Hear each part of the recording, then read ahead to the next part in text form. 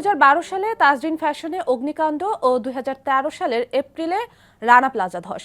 সেই সময়টা ছিল বাংলাদেশের পোশাক শিল্পের জন্য ভয়াবহ এক সময়।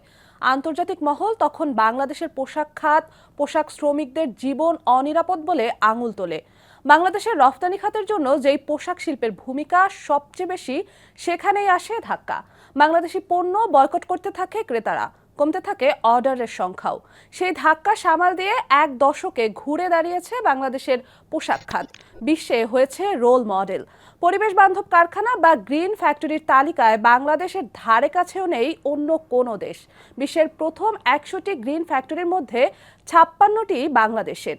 কিভাবে নির্ধারিত হয় এই গ্রিন ফ্যাক্টরি, কারা নির্ধারণ করে? গ্রিন ফ্যাক্টরি তৈরি করলে কি লাভ? বাংলাদেশের পোশাক শিল্পে নতুন করে সুবাতাস নিয়ে আসা এই গ্রিন ফ্যাক্টরির আদ্যোপান্ত জানবো আজ। সঙ্গে আছি আমি জিন্নাতারা যশোয়া।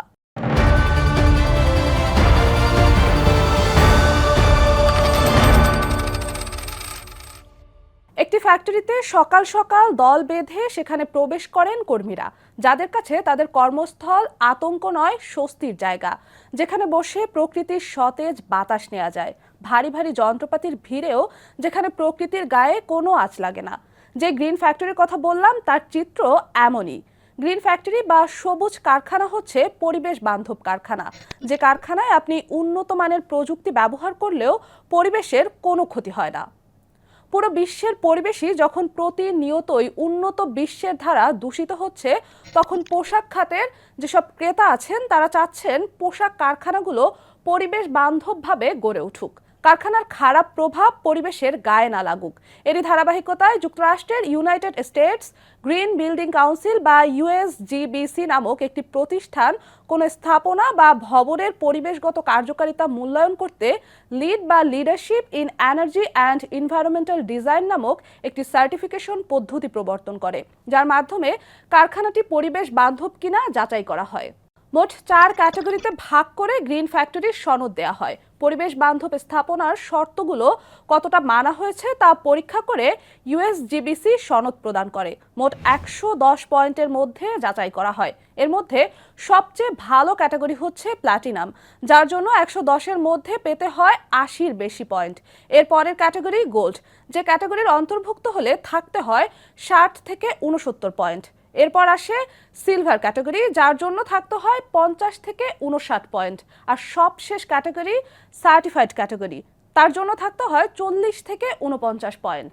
এই যে পয়েন্টের কথা বললাম, এই পয়েন্টগুলো নির্ধারণের জন্য আবার শর্ত থাকে। লিড কারখানার স্বীকৃতি পেতে হলে বেশ অনেকগুলো শর্ত পালন করতে হয়। সবার আগে প্রাধান্য দেওয়া হয় কারখানা তৈরিতে যে নির্মাণ সামগ্রী ব্যবহার হয়েছে তাতে যেন কার্বন নিঃসরণ কম হয়।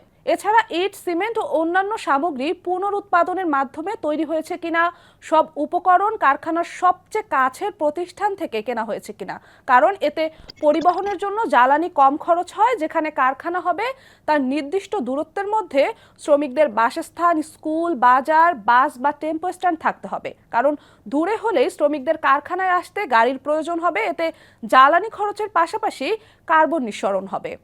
ওই যে মোট 110 পয়েন্টের কথা বলেছিলাম, এই 110 পয়েন্টকে আবার 7টি ক্যাটাগরিতে বিভক্ত করা হয়েছে। সবচেয়ে বেশি প্রাধান্য দেওয়া হয় প্রাকৃতিক শক্তির ব্যবহারকে, এর জন্য বরাদ্দ থাকে 35 পয়েন্ট। এরপর সবচেয়ে বেশি পয়েন্ট জমির ভৌগোলিক অবস্থানের উপর, এর জন্য বরাদ্দ আছে 26 পয়েন্ট। অভ্যন্তরীণ পরিবেশের জন্য থাকে 15 পয়েন্ট। পরিবেশ বান্ধব নির্মাণ সামগ্রী ব্যবহারের জন্য থাকে 14 পয়েন্ট। পানি সাশ্রয়ের জন্য থাকে 10 পয়েন্ট। অতি সাম্প্রতিক উদ্ভাবিত যন্ত্রের ব্যবহারের জন্য 6 পয়েন্ট এবং এলাকা ভিত্তিক প্রাধান্যের জন্য 4 পয়েন্ট। এছাড়াও বেশ কিছু শর্ত থাকে, যেমন কারখানায় সূর্যের আলোর কি পরিমাণ ব্যবহার হয়, বিদ্যুৎ সাশ্রয় করে সৌর বিদ্যুতের ব্যবহার করা হয় কিনা, সৌর বিদ্যুৎ ব্যবহার এবং বিদ্যুৎ সাশ্রয়ী বাতি ব্যবহার করা হয় কিনা, বৃষ্টির পানি সংরক্ষণ করে তা ব্যবহার করা হয় কিনা, কারখানা নির্মাণে নির্দিষ্ট পরিমাণ খোলা জায়গা রাখা হয়েছে কিনা, এরপর অগ্নি নির্বাপন ব্যবস্থা আছে কিনা, বৈদ্যুতিক ফিটিংস স্থাপন ছাড়াও অগ্নি দুর্ঘটনা এড়াতে সর্বাধুনিক প্রযুক্তির যন্ত্রপাতি ব্যবহার হয়েছে কিনা, এমন আরও সূক্ষ্ম সূক্ষ্ম বিষয়কে যাচাই করা হয় লিড সার্টিফিকেট দেওয়ার জন্য। মোট কথা, একটি পোশাক কারখানা তার নিয়মে কাজ করবে, তবে সেখানে কর্মীদের শতভাগ নিরাপত্তা থাকবে এবং পরিবেশের নিরাপত্তা থাকতে হবে। আর এর উপর নির্ভর করবে আন্তর্জাতিক ক্রেতারা সেই কারখানার পোশাক কিনবে কি কিনবে না। এবার আসি বাংলাদেশের সফলতার গল্পে। তবে সফলতায় আসার আগে সেই কালো অধ্যায়কে স্মরণ করতে হবে। 2012-13 সালের সেই সময়টা বাংলাদেশের পোশাক খাতের ইতিহাসের জন্য সবচেয়ে খারাপ সময় বলা যায়।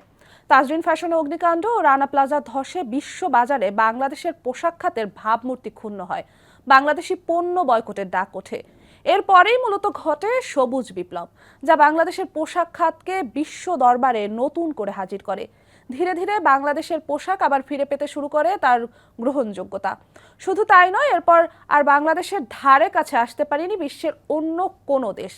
বাংলাদেশে বর্তমানে 218টি লিড কারখানা আছে, যার মধ্যে প্লাটিনাম 84টি, গোল্ড 120টি, সিলভার 10টি, সার্টিফাইড 4টি এবং বিশ্বসেরা 100টি কারখানার মধ্যে 56টি বাংলাদেশের। বাংলাদেশের পরে আছে পাকিস্তান, তবে সে সংখ্যা মাত্র 9টি। আবার প্রথম 10টির মধ্যে 8টি বাংলাদেশের কারখানা। বাংলাদেশের সফলতা চোখে পড়ার মতো। অতিরিক্ত খরচ করে কারখানাকে পরিবেশ বান্ধব করে পরিবেশের অনেক লাভ হচ্ছে, তা ঠিক। ব্যবসায়ীদের কি লাভ হচ্ছে? পরিবেশ বান্ধব কারখানা তৈরিতে অতিরিক্ত খরচ যদি হয়ও, সেই খরচটাকে ব্যবসায়ীরা দেখতে পারে বিনিয়োগ হিসেবে। কারণ বর্তমানে পরিবেশ বান্ধব কারখানায় পণ্য তৈরি হওয়া মানে বিশ্ব বাজারে এক ধাপ এগিয়ে থাকা। পোশাক খাতের ক্রেতারা অর্ডার করে এই গ্রিন ফ্যাক্টরি দেখে। তিনি যেই পণ্যটি কিনছেন সে পণ্য তৈরিতে পরিবেশের বা কর্মীর কোনো ক্ষতি হয়েছে কিনা এটা আন্তর্জাতিক মহলে গুরুত্ব সহকারে বিবেচনা করা হয়। এগুলো আন্তর্জাতিক বাজারে অনেক বড় বিষয়। তাই পরিবেশ বান্ধব কারখানাগুলোর আন্তর্জাতিক বাজারে গ্রহণযোগ্যতাও অনেক বেশি। স্বাভাবিকভাবে লাভের হিসেবের পাল্লা তাদেরই ভারী থাকবে। টাকা আনা পাইয়ের পরবর্তী পর্বে ফিরে আসবো অর্থনীতির নতুন কোনো বিষয় নিয়ে। ততদিন পর্যন্ত ভালো থাকুন, সুস্থ থাকুন, সঙ্গে থাকুন সময়ের।